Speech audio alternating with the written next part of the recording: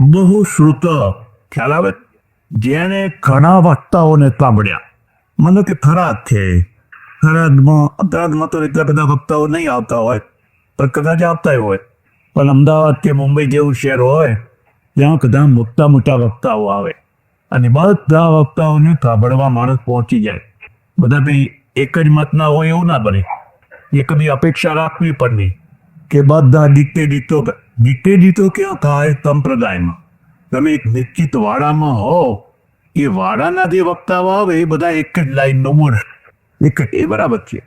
પણ જો તમે ઓપન માઇન્ડ છો તો ઓપન માઇન્ડનું જે પ્લેટફોર્મ હોય ત્યાં તો કોઈ આમ બોલે ને કોઈ આમ બોલે ને કોઈ આમ બોલે ને કોઈ આમ બોલે ને કોઈ આમ બોલે. તમે કદાચ ખબર હોય કે ના હોય, લંડનમાં એક પાર્ક છે, ઓપન પાર્ક, એનું નામ ભૂલી ગયો, કદાચ તમને યાદ હોય તો કહેજો મને.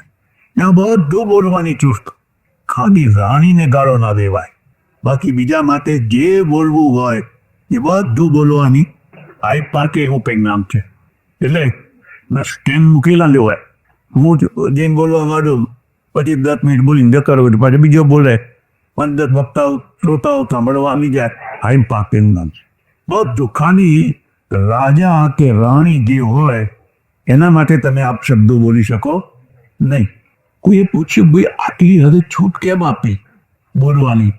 કે અંદરનો ધુમાડો નીકળી જાય એટલા માટે. આવે છે જ્યાં લોકો બોલવાની છૂટ નથી હોતા, કટોકટી હોય, તો અમને બધો ધુમાડો ગેસ ભરાયા કનકરી વિસ્ફોટ થાય. ભાઈ બ્રિટેનમાં જો વિસ્ફોટ ના થયો હોય, ગલ્લા વૈચારિક વિસ્ફોટ ના થયો હોય તેનું મુખકાર થાય વાત.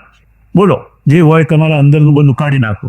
એટલે તમને સાંભળતા તમારું મસ્તિષ્ક એટલું વિકસિત થાય એને બહુ શ્રુત કહેવાય.